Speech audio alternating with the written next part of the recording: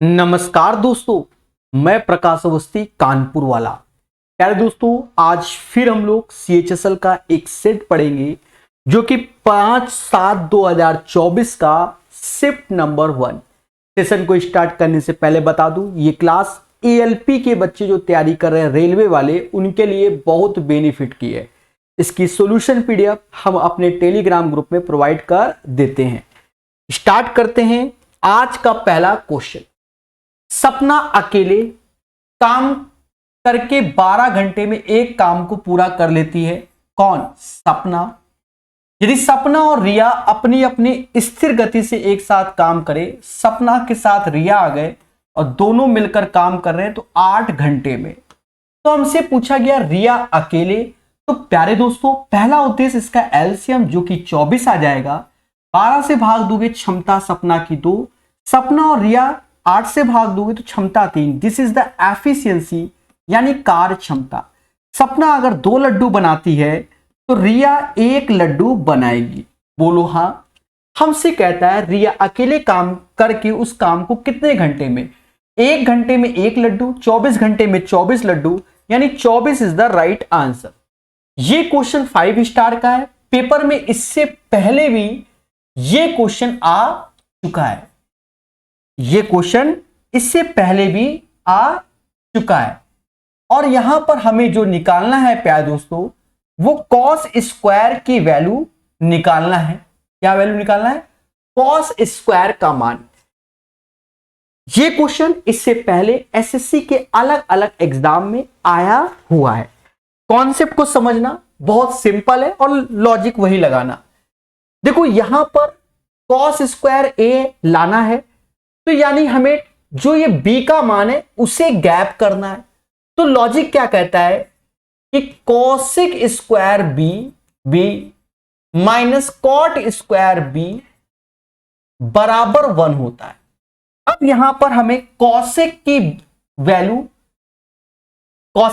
कहां से निकालेंगे? इसको यहां भेजोगे तो इसको लिखेंगे कैसे, पहले समझो। साइन B इधर आएगा, साइन B इधर आएगा तो ये कॉसिक B हो जाएगा और ये B अपॉन साइन A हो जाएगा। ठीक है। सिमिलरली tan B इधर लाओगे टर्म तो ये कॉट B हो जाएगा और ये A अपॉन tan A हो जाएगा। मैं सारे स्टेप फॉलो करता हूं जैसा आप जानते ही हैं। तो कॉसिक का मान यहां रखोगे तो B square upon sine square A ऐसे हो जाएगा। कॉट स्क्वायर B का मान A अपॉन tan A, तो A स्क्वायर ऐसे, tan A को लिख सकते हो साइन स्क्वायर A और कॉस ऊपर चला जाएगा तो ये कॉस स्क्वायर B हो जाएगा बराबर 1। अब यहां पर आप एलसीएम ले लीजिए। B square minus A square, cos square B ऐसे, और ये वैल्यू इधर जाएगी तो साइन स्क्वायर A हो जाएगा और साइन स्क्वायर A को बोलते हैं 1 माइनस कॉस स्क्वायर A। बोलो हाँ। अब क्या है दोस्तों, एक चीज समझना, यहां A है, ये ध्यान रखना। ठीक है, ये क्या है? A। अब यहां पर आप देखोगे तो 1 इधर आ जाएगा तो B स्क्वायर माइनस 1 ऐसे, ये इधर जाएगा तो कॉस स्क्वायर A कॉमन ले लोगे तो A square minus 1 cos square A।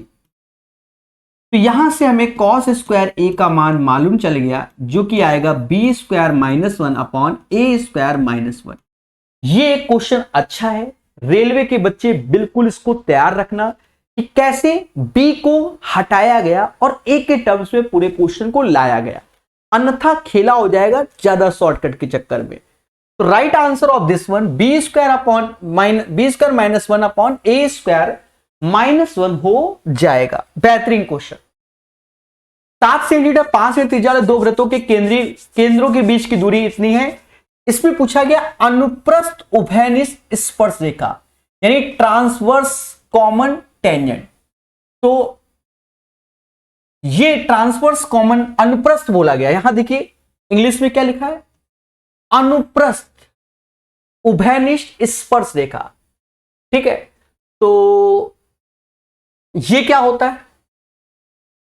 ये होता है प्यारे दोस्तों √D² माइनस में R1 प्लस R2 का होल स्क्वायर। ठीक है। अब d क्या है, 15 का स्क्वायर हो जाएगा और R1 प्लस R2 तो 7 5 12 का स्क्वायर, तो ये आ जाएगा। देखो ये ट्रिपलेट्स होता है 3 4 5, तो यहां 12 15, तो यहां पर 9 बाहर आएगा। वैसे 225 में 144 घटा दोगे तो 81 आ जाएगा, बाहर आएगा 9। तो 9 इज द राइट आंसर। एक होता है डीसीटी डायरेक्ट कॉमन टेंजेंट, एक होता है ट्रांसवर्स कॉमन टेंजेंट। उम्मीद है मेरी बात समझ गए होंगे। एक कॉफी मेकर जिसका अंकित मूल्य 4000 है, 15%, 10%, 5% के क्रमिक छूट उपलब्ध है और कॉफी मेकर का विक्रय मूल्य ज्ञात करना है। दोस्तों बड़ा सिंपल वे में आप कर दो। जैसे 4000 की कोई चीज है, 15% डिस्काउंट दिया तो यानी 85% में हो गया, फिर 10% डिस्काउंट दिया यानी 90% में हो गया, 5% डिस्काउंट दिया तो यानी 95% में हो गया। देखो ये तरीका इसलिए लगा रहे हैं क्योंकि सभी के यूनिट प्लेस अलग हैं, तो ये बेहतर तरीका हो सकता है। अब पहले देखो, अगर ये 4 लिखा है तो 4 का जो 2 है तो 1 2 का यहां मल्टीप्लाई कर लो, 1 2 का यहां कर लो, तो इसको 4 से भाग दोगे तो 1000 आएगा। अब ये 170% हो गया, ये 90% ऑलरेडी है और ये 190% हो गया। अब खेलो, परसेंटेज 2 0 खा गया, परसेंटेज 2 0 खा गया, परसेंटेज 2 0 खा गया, यानी अब आप यूनिट प्लेस का गुणा कर लो,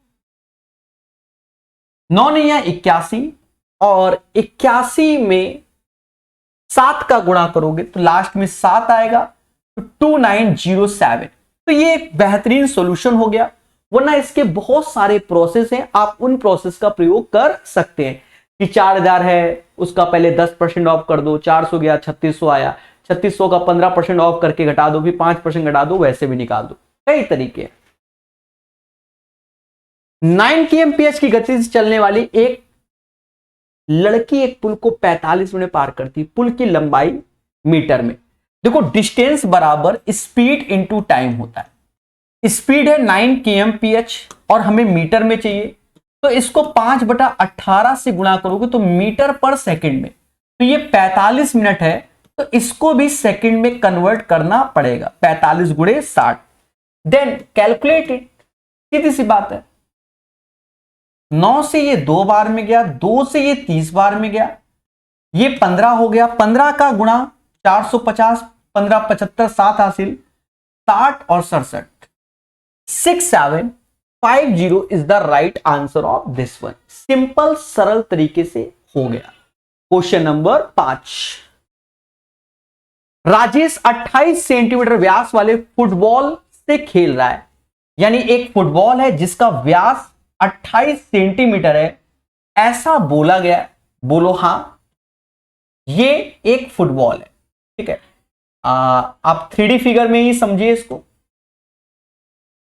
ठीक है। ये एक फुटबॉल है according to the question. 28 centimetre व्यास है, तो इसकी त्रिज्या क्या हो जाएगी प्यारे दोस्तों, तो इसकी त्रिज्या 14 हो जाएगी। बच्चा ये बात जानता है। वह पूरी गेंद पर अपने पसंदीदा खिलाड़ी की तस्वीर बनवाना चाहता है, तो एक तरीके से टोटल सरफेस एरिया में बनवा सकता है 3πr² में। 3 ऐसे, पाई की वैल्यू 22/7 ही लेनी है, आर की वैल्यू हमको दी गई है 14 × 14 और रुपया लग रहा है 2 रुपया सेंटीमीटर स्क्वायर से, 2 का और गुणा कर लो बस, then you will calculate it, ठीक है। अब बड़ा सिंपल वे में 7 से ये 2 बार में गया। अच्छा यूनिट प्लेस पे ध्यान दे दो, 3 दूना 6। देखो एक तो ये 3 का मल्टीपल होना,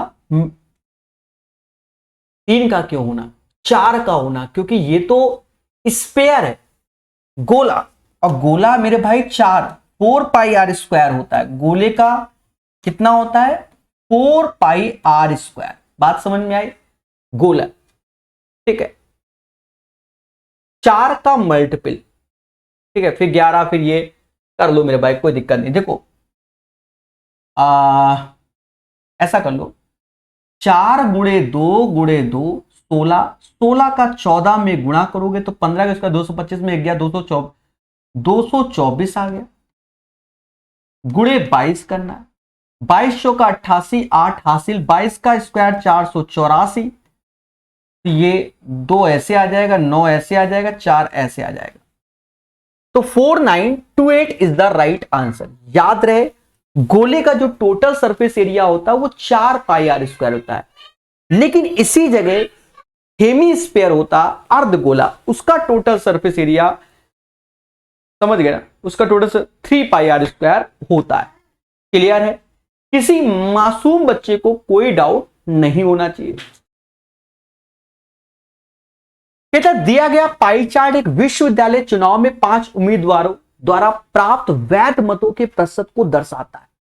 यदि उम्मीदवार सी ने 270 वैध मत प्राप्त किए हुए, कौन से 2 उम्मीदवार हैं जिनके प्राप्त वैध मतों का अंतर 45 है? अब ये जो डेटा है आपको भले ना दिख रहा हो, ये 45% है, इसमें 13% है, इसमें 8% है, इसमें 16% है। पूरा का पूरा पाई चार्ट का 100% होता है, तो 16, 8, 24, 13, 37, 37, 45, 42, ऐसे 82, यानी पूरा 82% भरा है, तो ये हो जाएगा 18%। ये कैसे हुआ? 100 में 16, 8, 45, 13 यानी 82 को घटाओगे तो 18% की वैल्यू आ गई, और यही 18% की वैल्यू 270 के बराबर। अब हमसे कहता है कि 45 का अंतर होना चाहिए, तो 45 का अंतर, इसमें अगर मैं 6 से भाग देता हूं तो 45 में 6 का भाग देता हूं तो 3% का मतलब 45 का वैल्यू। 3% का गैप देखो किसमें, डी और क्यू में बन रहा है, 16, 13, हाँ बन गया, डी और क्यू में 16, 13, ये राइट है। क्यू और सी में बन रहा है 3% का अंतर, तो क्यू और सी में 5 का बन रहा है। सी और डी में बन रहा है, सी और डी 2% का अंतर है। ए क्यू में बन रहा है 45 और क्यू 13 नहीं, यानी इसका आंसर ए हो जाएगा। एक बार फिर से समझो, पूरे पाई चार्ट की वैल्यू 100% होती है, 16, 8, 45, 13 घटाओगे तो 18% आएगा। 18% की वैल्यू 270 है। कह रहा है 2 इनमें से कौन से उम्मीदवार है जिनका अंतर 45 हो, तो 270 में 6 का भाग देंगे 45 आएगा। मुस्कुरा के बोलो हाँ, तो 18 में भी 6 का भाग, यानी 3% बराबर 45, यानी हमें 3% का अंतर चाहिए, तो 16, 13 में ही 3% का अंतर होता है। तालिका वर्ष 2012-2017 तक 4 अलग अलग स्कूल MNOP में राष्ट्रीय स्तर की परीक्षाओं में उपस्थित उत्तीर्ण चयनित उम्मीदवारों की संख्या को दर्शाता है। किस स्कूल के लिए वर्षों में चयनित उम्मीदवारों की औसत संख्या अधिकतम है? चयनित यानी सेलेक्टेड डेटा आपको देखना है प्यारे दोस्तों, ध्यान देना बहुत अच्छे से, यहां खेला हो जाएगा। क्या आपको डेटा दिख रहा है? बिल्कुल दिख रहा है। इसमें जो सेलेक्टेड पोर्शन है वो ये पोर्शन है। कौन सा पोर्शन है? ये पोर्शन है। उम्मीद है ये वाला डेटा आपको अच्छे से नजर आ रहा होगा।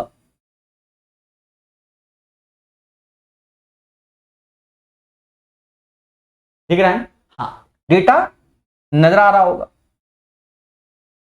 ठीक है, सभी बोलो हाँ।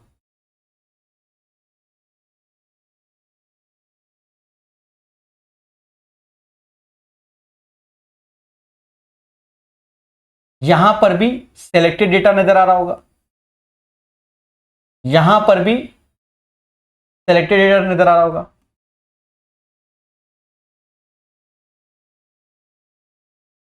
और यहां पर भी सेलेक्टेड डेटा आपको नजर आ रहा होगा। मैंने हाईलाइट कर दिया जिससे आपको डेटा नजर आए। ठीक है, क्लियर है? बोलो हाँ। चयनित यानी सेलेक्टेड। ठीक है, देखो अब ये क्वालिफाई हुए, क्वालिफाई में और इसके बाद सेलेक्टेड हुआ। अब इसका औसत सबसे अधिक होना चाहिए किस डेटा में? अब देखो 34, 27, 23 से बड़ा 84 है, 56, 36, 56 से एक कम है, 56 से एक कम 55 है, तो 84 इसकी भरपाई कर देता है। ये 66, ये 48, ये 67, ये 42, लेकिन 84 34 का काफी अंतर आ जाता है, तो वो अंतर इसकी भरपाई कर देगा। फिर ये 89 72, ये सबसे बड़ा 89 है, यानी आप मोटा मोटा देखो, ये 84 इन सब में बड़ा है। फिर इधर देखोगे 56 56 बड़ा है, मोटा मोटा आप देखो। इधर देखोगे तो 67 बड़ा है, इधर देखोगे तो 89 इनसे बड़ा है। फिर इधर देखोगे तो 92 इन सबसे बड़ा है। फिर देखोगे 94, सबसे ज्यादा ये हो गया। पहली बात, इसका तो मुद्दा ही खत्म हो गया ओ का। अब एन का मुद्दा भी इसलिए खत्म हो गया क्योंकि यहां पर सिर्फ 56 बड़ा है, ये 55 है, ये 55 है, तो इसकी भरपाई यहां से हो जाएगी। यानी सबसे ज्यादा मेरे भाई देखो, यहां तो तीनों का मेंटेन में सबसे बड़ा है, ये सबसे बड़ा। अब इन दोनों की भरपाई, तो यहां से आप देखोगे 84 50 का अंतर आ रहा है। अगर यहां 1 दे दिया और यहां 30 भी दे दिया तो सबसे बड़ी रो ये बन जाएगी, इन सबसे बड़ा। तो इसका औसत भी सबसे बड़ा होगा। ऑब्जर्वेशन बेस्ड क्वेश्चन हो गया एम। और अगर आपको लगता है कि सर मजा नहीं आया, सबको जोड़ो, भाग दो, सॉल्व करो, समझ गए, ये सब थोड़ा सा ऑब्जर्वेशन लगाइए, तभी तो सिलेक्शन होगा। दिसंबर 2020 के महीने में जिटविक का मासिक वेतन इतना है। हर साल जनवरी के महीने से उसका वेतन 5% बढ़ता है, तो फरवरी 2022 के महीने में उसका वेतन कितना होगा? देखो 5% बढ़ता है, तो ऐसा करते हैं, देखो यूनिट प्लेस सभी के अलग अलग है। पहले बात सुनो, कला तो आज वेतन है 24,800, 5% बढ़ा दोगे तो 105%। लॉजिक देखना अभी, और फिर 5% बढ़ा दोगे तो 105%। अपने पास बहुत लॉजिक है, ये लॉजिक आप इसमें, अब इसमें 4 से भाग दे दो, 4 से भाग दे दोगे तो 6 चौक 24, ये 6200 आ जाएगा। तो 4 से भाग दे तो इसमें 2 का गुणा कर लेना और इसमें 2 का गुणा कर लेना, तो ये 210 हो जाएगा और ये भी 210 हो जाएगा। परसेंटेज 2 जीरो की बली मांग लेगा, 2 जीरो की बली, 2 एक कम 2, 2 एक कम 2, यूनिट प्लेस में 2 एक ही के है, 27,342 हो गया। कैसा लगा? वरना करना क्या था, 24,800 का पहले 5% निकालो, इसमें जोड़ो, फिर इसका 5% निकालो, फिर इसमें जोड़ो, या और कैलकुलेशन कि 24,800 21/20 21/20, फिर वहां दिमाग लगा करो, तो भी आपका आंसर आ जाएगा। ठीक है, समझ में आया? ये टेक्निक बहुत लगाता हूं मैं, अभी थोड़ी देर पहले भी लगाया था। बेहतर नौकरी के अवसरों के लिए बड़े शहर में प्रवास के कारण पहले एक कस्बे की जनसंख्या 16% कमी आई। अगले वर्ष नौकरियों के लिए बेहतर सुविधा होने के कारण कस्बे की जनसंख्या में 21% की वृद्धि हो गई। आजकल देख लो गांव में बहुत सुविधाएं, ठीक है, गवर्नमेंट बहुत कुछ देती है। x + y xy अपॉन 100, और हरा भरा भी नेचर है। 16% की कमी आई, तो पहले माइनस का 16, फिर वृद्धि 21 का आया, दोनों का गुणा कर लो, 16 एक कम 16, 16 दूनी 32 एक 33, और 100 से भाग दोगे तो ये आएगा। अब इसे कैलकुलेट कर लो, तो 21 ऐसे माइनस 19.36, यानी 1.64%। अब ये जो परसेंटेज आया है वो प्लस का आएगा, यानी इंक्रीज आंसर आएगा, डिक्रीज नहीं आएगा। तो इसका आंसर 1.64% इंक्रीज हो जाएगा। सिंप्लीफिकेशन का क्वेश्चन तो गलत नहीं करना है, कोशिश ऐसी करो, अन्यथा खेला हो जाएगा। देखो 99 ये ऐसे लिखा है, इससे इसको डिवाइड करो क्योंकि ब्रैकेट लगाए तो ये 1 आएगा, तो ऐसे लिख देते हैं 1 माइनस माइनस, तो ये प्लस का 4 हो गया। हाँ, अब यहां देखो 13 17 में गया -4 माइनस माइनस प्लस का 4 हो गया, सिंपल। 99 में 9 गया, 90 इज द राइट आंसर। कहता है 3C2933K 5 और 11 दोनों से विभाज्य, C और K एकल अंक वाली प्राकृतिक संख्या है, तो C + K क्या होगा? देखो 11 से डिविजिबिलिटी, तो पहले K का मान 2 हो सकता है, या तो 0 हो सकता है, ये 5 हो सकता है। अब इनमें से क्या होगा ये तो अभी मालूम चल जाएगा। अभी मैंने माना, मतलब 5 से डिविजिबिलिटी का रूल होता है, यूनिट प्लेस 0 या 5। अब इसको हम ऑड प्लेसेस जोड़ लेते हैं, तो 3 2 5 3 8, 8 प्लस के ऐसे हो गया, और इवन प्लेसेस जोड़ लेते हैं तो c माइनस 12 डिवाइड बाय 11, यानी k माइनस सी माइनस बटा 11 हो जाएगा। अब k का c का मान अगर मैं 0 रखता हूं, c का मान अगर मैं 0 रखता हूं, c का मान कहां रखते हो, k का मान, दो केस बनेंगे। इफ k 0 रखा तो c का मान क्या रखें, तो c का मान हमें रखना पड़ेगा 7, क्या रखना पड़ेगा 7, तो 7 4 11, 11 से डिविजिबल हो जाएगा, c प्लस के तो 7 आ जाएगा, यानी क्वेश्चन नंबर 12 का आंसर आपके सामने। लेकिन इस पे थोड़ा सा अभी विचार करना पड़ेगा। अगर मैं k का मान 5 रखता हूं, k का मान 5 रखता हूं और c का मान, अच्छा एक चीज समझो मेरे भाई, k का मान 0 तो लिख ही नहीं सकते। अब देखो यहां पर देखो 7 आंसर तो आ गया, पर यहां पर मैंने जब सही से पढ़ा तो नेचुरल नंबर बोल दिया। अब जब नेचुरल नंबर बोल दिया तो नेचुरल नंबर तो 1 2 3 4 होता है, यानी 0 ये वाला केस ही नहीं लेंगे, 0 वाला केस ही नहीं लेंगे। क्यों? क्योंकि वो तो होल नंबर हो जाएगा। अभी खेला हो जाता मेरे साथ, मैं अभी 2 आंसर निकाल के बैठ जाता, क्योंकि वहां बोला है नेचुरल नंबर, प्राकृतिक संख्या, यानी 0 तो k का मान अब नहीं ले सकते क्योंकि ये प्राकृतिक संख्या नहीं होती। तो k का मान जब 5 लेंगे प्यारे दोस्तों, तो c का मान 1 लेंगे, 5 में से 5 गया 0 आया, ठीक है, और 11 से डिविजिबल, यानी k प्लस c अगर आप निकालोगे तो 5 प्लस 1 6 आंसर, इसका आंसर राइट 6 होगा। यहां बहुत से लोग 7 मार आएंगे। समझ में आया? क्लियर है? समझ गए? चलिए आगे बढ़ेंगे। पेपर में प्यारे दोस्तों ये क्वेश्चन ऑब्जेक्शन करने के लिए था। 3 स्टार बड़ा सिंपल सरल वे में समझाएंगे, ध्यान देना, बहुत सिंपल वे में। राजू के पास 11,000 रुपए हैं,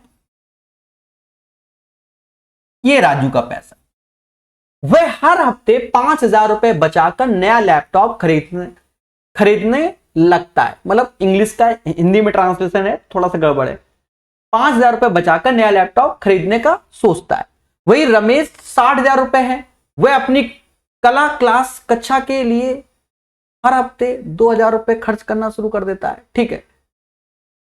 क्या ऐसा कोई हफ्ता होगा जब उनके पास बराबर राशि होगी? पहले समझो, ये राजू के पास पैसे हैं, ये रमेश के पास। थोड़ा सा इंग्लिश वर्जन में इस भाषा को हम लोग पढ़ेंगे।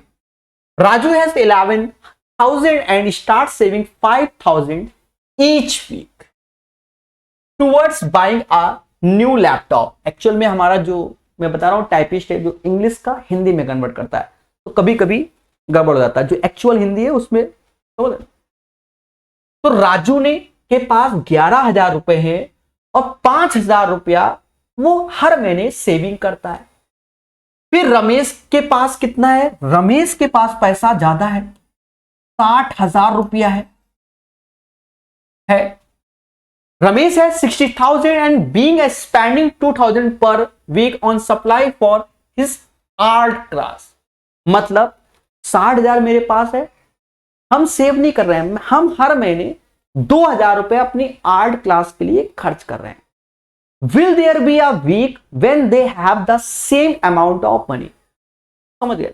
वीक हफ्ते का वो कौन सा हफ्ता होगा जब उनके पास समान पैसा होगा? ध्यान देना, ये 11,000 रुपए हैं, इन्होंने हर हफ्ते 5,000 रुपए बचाए और यहां एक्स लगा दो क्योंकि हमें ये नहीं मालूम कितने हफ्ते तक बचाए। इनके पास 60,000 रुपए हैं और ये हर हफ्ते 2,000 रुपए खर्च कर रहे हैं, तो 2,000 और हर हफ्ते तो एक्स कर दो और दोनों ये वैल्यू बराबर कर दो, तभी तो बराबर हो पाएगी। क्योंकि इधर बढ़ेगा उधर घटेगा तभी बराबर होगा। और दोनों में समान वीक होने चाहिए, तो ये यहां आ गया 7000 हो गया, तो 7000 ऐसे हुआ, ये यहां गया तो 49,000 हो गया, यानी x बराबर 7 आ गया। अब आपको हम बता दें, देखो यहां पर जो पेपर में सॉल्यूशन था, मतलब पेपर में जो आंसर था वो था बी, लेकिन राइट आंसर है इसका ए। अब बी और ए में क्यों? क्योंकि 7वां हफ्ता जब पूरा होगा तभी तो उसके पास पैसा बचेगा, तो 7 हफ्तों के बाद उन दोनों की राशि बराबर हो जाएगी। आफ्टर 6 वीक, 6 हफ्ते में नहीं आएगा क्योंकि एक्स का मान 7 आया, तो 7वें हफ्ते के बाद ही तो पैसा बराबर होगा, क्योंकि हर हफ्ते वो सेव कर रहा है। तो right answer of this one ये होगा। ठीक है, ये याद रखना, पेपर के सॉल्यूशन में ये है, ऑब्जेक्शन करने के लिए 100% मैं सही बता रहा हूं, ऐसा बिल्कुल मान के चलिएगा। ठीक है, यस आफ्टर 7 वीक्स। निम्नलिखित रेखा ग्राफ पिछले कुछ वर्षों में दो कंपनी को आयात यानी इंपोर्ट और एक्सपोर्ट के अनुपात को दर्शाता है। ग्राफ ध्यानपूर्वक अध्ययन करें और नीचे दिए गए प्रश्न का उत्तर दें। 2008 में कंपनी एम का निर्यात इतना है, निर्यात यानी एक्सपोर्ट इतना है, तो वर्ष कंपनी का आयात क्या होगा? 2008 की बात कर रहा है, कंपनी एम की बात कर रहा है, जिसमें ब्लू कलर की बात होगी, ये 1.4 है। 1.4 का मतलब 14/10 यानी 7/5, 7/5 this is the import and this is the export. और हमको दिया गया है क्या? एक्सपोर्ट दिया गया 210 करोड़, तो 5 बराबर 210 के, 1 बराबर 42 के, और हमसे कह रहा है आयात यानी इंपोर्ट यानी 42 का गुणा कर लो, 7 दूनी 14, 7 चौक 28, 1 29, 294 crore is the right answer of this one. Question number 14 का सही आंसर। ठीक है, एक बेलनाकार, अच्छा ये 5 स्टार क्वेश्चन है, बच्चा भावनाओं में बह जाएगा तो ये सॉल्व नहीं कर पाएगा, इससे पहले भी ये क्वेश्चन आ चुका है। एक बेलनाकार तेल टैंक की त्रिज्या इतनी, इसकी कुल पृष्ठीय क्षेत्रफल इतना है, इसका वक्र पृष्ठीय क्षेत्रफल ज्ञात करें। इससे पहले भी आया हुआ है एसएससी में, तो रेलवे वालों सावधान।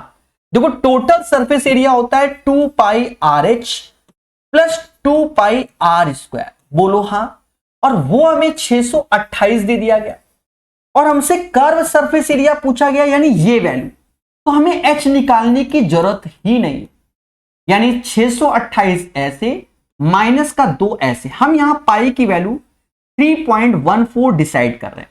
सर ऐसा क्यों? क्योंकि उसका जस्ट डबल ये है इसलिए ये डिसाइड कर रहे हैं, लगभग में आंसर लेना है तो हल्का बहुत अंतर होता है।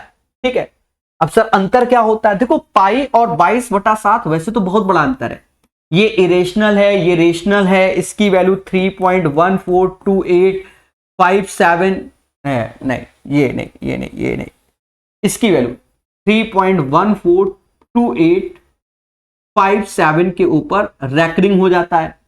पाई की वैल्यू 14 मार्च 9:14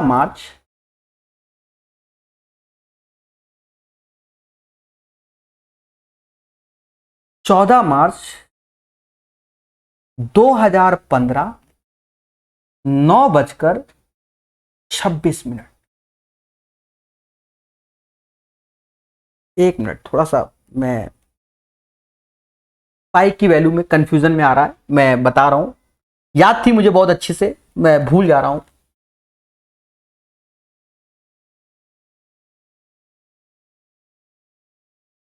2015,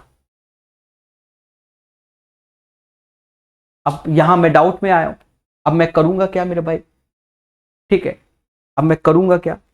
तो 9:26 तो ये तो मुझे याद है। ठीक है, अब पाई की वैल्यू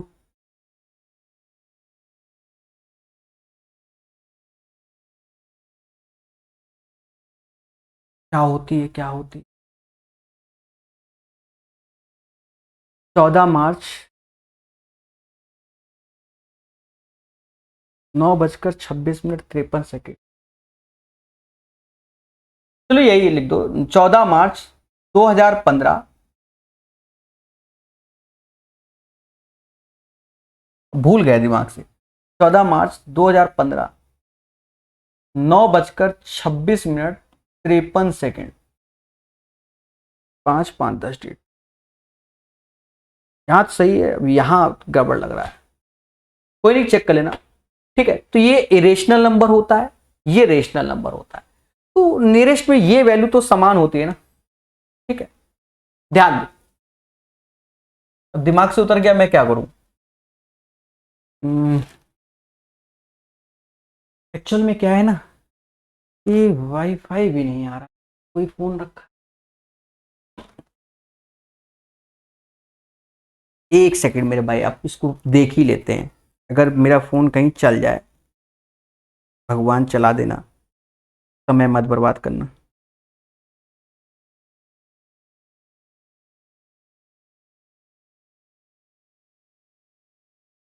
दिमाग से उतर गया।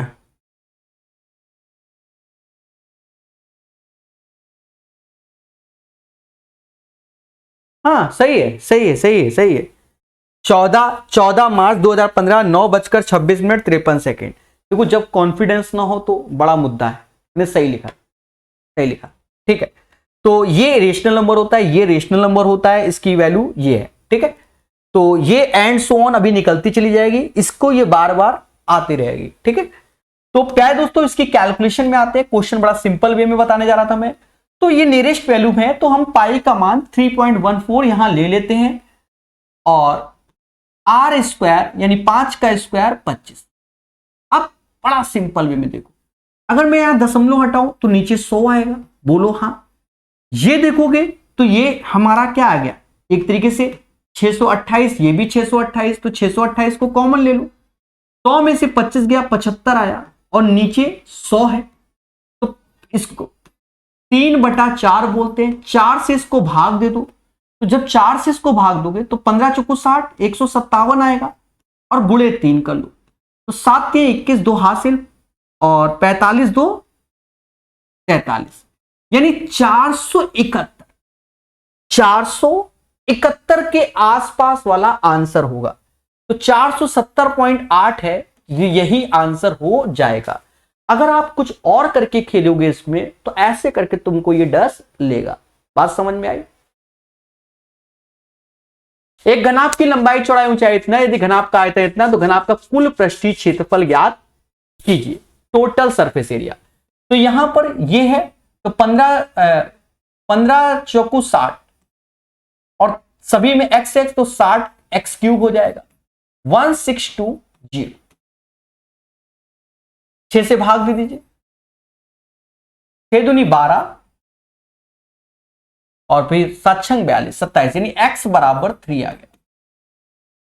ठीक है, तो अब ये 3 की जगह 9 हो जाएगा, बगल में 4 तिहाई 12, 5 तिहाई 15, total surface area 12 9 108, 12 15 180, 15 9 135, 2 LB BH और HL होता है। यूनिट प्लेस देख लो, 8 5 13 3, अब इनमें से कोई होगा, 8 5 13 3 हासिल 1, 8 3 11 1 12 हासिल 1, 423 गुणे 2, 846 is the right answer. Question number 16 का सही आंसर। विभिन्न स्थानों पर एक ही पार्टी के 31% 26% वोटों के बीच का अंतर इतना है, तो 7% क्या है, तो इन दोनों का अंतर देखो 5% आ गया, और ये हमारा 2350 के, हमको 7% का मान चाहिए।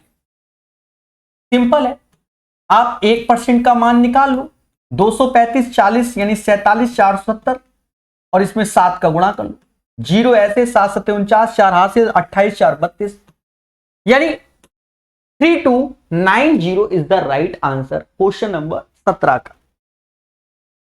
मौसम की खराब स्थिति के कारण रावत को इतने की सब्जियां इतने पर बेचनी पड़ी, तो उसे कितने % का लॉस हुआ। हानि निकालना है मेरे दोस्त, दोनों का अंतर निकालो, 960 712, यानी 248 रुपए की हानि हो गई। आउट ऑफ किससे हो गई? 4960 इंटू 100। साफ साफ दिख रहा है, इससे ये 20 बार में जाएगा, 20 से ये 5 बार, यानी 5% का उसे क्या हो गया? हानि हो गया। क्या नाम था इसका? रावत नाम है, हम राकेश बोले थे, कोई बात नहीं। कहता है ट्रायंगल, कहता है ट्रायंगल एबीसी, तो एक ट्रायंगल ये बना दिया और एक ट्रायंगल ये बना दिया, ध्यान देना। कहता है ट्रायंगल एबीसी और triangle DEF both are similar. नहीं बोला तो कोई बात नहीं, बोला समरूप है। एबीसी का क्षेत्रफल और डीएफ के क्षेत्रफल का अनुपात 25 और 144। याद रहे, क्षेत्रफल जो होता है वो भुजा का स्क्वायर का रेशियो होता है, तो 5 का स्क्वायर और ये 12 का, यानी इनकी भुजाओं का रेशियो 5:12 होगा। कहता है ए बी बराबर पी है, ए सी बराबर क्यू है, बी सी बराबर आर है, हमको डीई का मान चाहिए। तो देखो हमको मान किसका चाहिए? डीई का, इसका, तो इसके रिस्पेक्ट में होगा, तो पी स्क्वायर अपॉन डीई का स्क्वायर, इसका सिमिलर। जब दो त्रिभुज हमारे सिमिलर होते हैं तो भुजाओं के स्क्वायर जो होता है वो एरिया का रेशियो होता है, यानी इसका रेशियो मतलब एरिया 25, इसका 144। आप दोनों साइड स्क्वायर रूट ले लोगे, मैं ऊपर लिख रहा हूं, चलो यहां लिख रहा हूं, P अपॉन डी ऐसे आएगा और 5/12 आएगा, यानी हमसे कोई कहते डीई क्या होगा? 12/5 P होगा। This is the right answer of this one. 12/5 P लगा होगा, ये आंसर हो जाएगा 19 नंबर क्वेश्चन। 18,000 की राशि 2 वर्ष 3 महीने में इतना हो जाती है, तो ब्याज की दर क्या? देखो ये एसआई है, प्रिंसिपल 18,000 है आपके पास, रेट आपको निकालना है R/100, समय 2 ईयर 3 महीने, 3/12 यानी 1/4, तो ये 9/4 हो जाएगा। अपनी इच्छा अनुसार काटिए, 2 0 से 2 0, 1 0 से 1, 18 का ये होता है, 9 से ये 2 बार, 8% रेट ऑफ इंटरेस्ट हो जाएगा। सिंपल सरल क्वेश्चन, क्वेश्चन नंबर 20। 5 क्वेश्चन अभी और। अभिषेक के गणित में अंक 63 के बजाय 93 दर्ज हो गए, यानी उसके 30 अंक अधिक दर्ज हो गए। इसके कारण गणित में कक्षा के औसत में इतना बढ़ गया, तो ये जो 30 अंक है वो कितने छात्रों को दिए गए होंगे? सीधी सी बात, आधा अंक बढ़ रहा है तो आधे से भाग दे दो, इसका मतलब 60 छात्रों को ये अंक बटे। अरे भाई 63 की जगह 93, तो 30 बढ़ गया। अब सभी छात्रों का आधा तो बढ़ा, तो कितने छात्र होंगे? तो 30 का डबल 60 छात्र, क्योंकि तभी तो आधा तो मिला होगा ना। तो 30 में आधा का भाग दोगे 60 छात्र, 60 छात्रों को अगर मैं आधा दा बांटूंगा तभी तो 30 अंक बढ़ेंगे ना।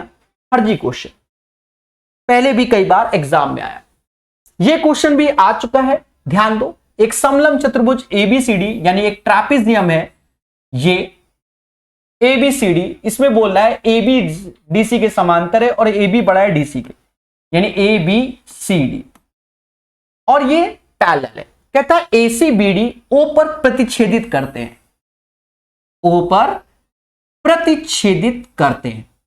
फिर कहता है एओ के वैल्यू, अब ये वैल्यू लिखी हुई है तो आप अच्छे से याद रखना कि ये ट्रायंगल इसके सिमिलर होता है और ये डायगोनल एक दूसरे को काट रहे होते हैं, तो एओ अपॉन ओसी का जो रेशियो होता है वही रेशियो ओबी अपॉन ओडी का होता है। बस एओ की वैल्यू यहां 3x - 15 है, ओसी की वैल्यू x - 5 है, ओडी की वैल्यू दया ओबी ओबी ओबी ओबी ओबी है x + 9 है और ओडी की वैल्यू 5 है। अब यहां कैलकुलेशन देखो, अगर मैं इससे 3 कॉमन ले लूं तो ये x - 5 होगा और ये x - 5, अब इसको काट दे रहे हैं तो ये x = 5 एज एक फैक्टर बनेगा, ये ध्यान रखना, वरना एक क्वाड्रेटिक इक्वेशन बनेगी, इसको सॉल्व करो, या अगर ऐसे काट रहे हो तो ये एक फैक्टर है, x का एक मान 5 होगा, तभी तो ये कटेगा ना। ये काट दे रहे हो ना आप, ये काट दे रहे हो तो ये 0 हो गया, ये निपट गया, समझ गए? इसलिए ऐसा नहीं, ये 0 के बराबर एक कॉमन किया जाता है एज ए फैक्टर, ठीक है। और हिल जाओ मेरे भाई, तो ये 3 है, ये x प्लस 9 बटा 5, 5 क्या है 15, 5 क्या है 15, x प्लस 9 की तो एक वैल्यू और आ गई x बराबर 6। यानी अगर इसको ईमानदारी से सॉल्व करोगे तो क्वाड्रेटिक इक्वेशन बनेगी, उसके 2 फैक्टर होंगे, एक 5 एक 6। अब यहां योग करके बोल रहा है तो 6 का स्क्वायर 36, 5 का स्क्वायर 25 और इसका सम 61 हो जाएगा, ठीक है। पहले भी किसी एक सेट में हमने बताया हुआ है। दिया गया चार्ट 2011-2014 तक भारत में ऑटोमोबाइल की बिक्री, आगे लिखा हुआ है मिलियन यूनिट में, 2013 की तुलना में 2014 में 2 पहिया वाहनों की संख्या में समान वृद्धि, 2015 में अपेक्षित, तो 2015 में लगभग कितने 2 पहिया वाहन बेचे जाएंगे, लगभग कितने बेचे जाएंगे। देखो यहां पर जो बात हो रही है वो 2 व्हीलर की हो रही है, 2 व्हीलर ये हो रही है, साथ ही साथ पहले बात हो रही 2013 और 2014 की, 13 और 14, नीचे से 11, 12, 13, 14, यानी 13.8, 14.8। अब इसमें कितना परसेंट की वृद्धि हो गई, तो आप मोटा मोटा देखो 13.8 से 14.8 तक पहुंच रहा है, तो दोनों का अंतर है 1 अपॉन 13.8 गुणे 100। इतने परसेंटेज की इसमें क्या हो गई, वृद्धि हो गई। इतने परसेंटेज की इसमें क्या हुई, वृद्धि हुई। अब ये परसेंटेज है, जो भी वैल्यू निकल के आए दोनों का अंतर और इससे कंपैरिजन कह रहा है, इसी दर पे आगे भी बढ़े हम लोग, आगे यानी 14.8 से हम आगे बढ़े तो कितना, तो देखो 14.8 तो होगा ही होगा, और इस वैल्यू का इतना परसेंटेज निकाल दो, तो 14.8 अपॉन 13.8 और परसेंटेज निकालो तो ये 2 जीरो हटा दोगे, क्योंकि ऊपर 100 है तो नीचे भी 100 से कट जाएगा, समझ गए। और ये लगभग मेरे भाई इसको जब भाग दोगे तो ये 1 पॉइंट समथिंग में जाएगा या आसी पास, तो ये 15.8 थोड़ा बहुत बढ़ जाएगा भाई, ज्यादा होगा। तो आंसर में 16, 17, 14 नहीं 15.8 million is the right answer. कछु समझे, इसको ऐसे ही करना है, ठीक है। हाँ, और आपको लग रहा है नहीं तो यहां से परसेंटेज निकाल लेना, जो भी आ जाए, जैसे यहां 14 है, 14, 17, 98 यानी 7% के आसपास आएगा, तो 14.8 का 107% निकाल देना, लगभग 15.8 आ जाएगा।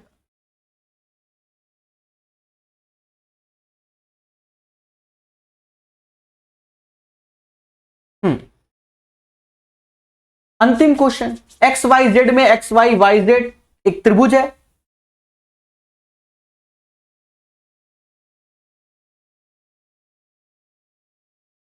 एक त्रिभुज है x Y Z,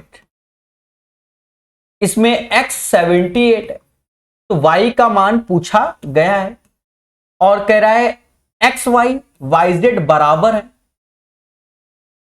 x Y और वाई जेड बराबर क्या है, इन्हें ट्रायंगल एक्स वाई जेड, ठीक है। X 78, find the value of Y, अच्छा वाई का मान चाहिए, तो वाई का मान चाहिए ना मेरे भाई। देखो ये दोनों बराबर, तो आधार के दोनों कोण बराबर हो जाएंगे, ये निकालना है। 180 में 14 1 15, 156 घटा दो तो 24 आ जाएगा, तो 24 degree is the right answer of this one. Question number 24 का आंसर 24 डिग्री। अंतिम क्वेश्चन, रेशियो है एबीसीडी का रेशियो, चाहो तो ऑप्शन से खेल लो। 3 4 का रेशियो क्या बनता है, नहीं बनता। 3 4 का रेशियो बनता है, बनता है। फिर 2 3 का रेशियो बनता है, बनता है। 5 6 का, यही आंसर, बाकी चेक ही ना करो, चेक ही ना करो।